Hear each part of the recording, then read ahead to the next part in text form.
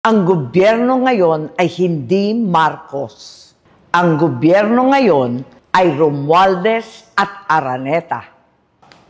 Payo ni VP, magpalit na raw ako ng apelyido. Sagot ko, Inday, hindi ko kailangan magpalit ng apelyido. Marcos ako. I'm me. Ako ay ako. Ako ay si Aimee Marcos. At kapag Marcos ka, hindi ka makikipag-alyansa sa mga politikong nagbintang, nagdiin, at umapi sa iyong pamilya. Hindi mo kakainin ang isinuka mo para lamang sa politika. Hindi ganyan ang legasiya ng aking ama. Imported na ang bigas, imported pa ang hustisya, kaya malinaw.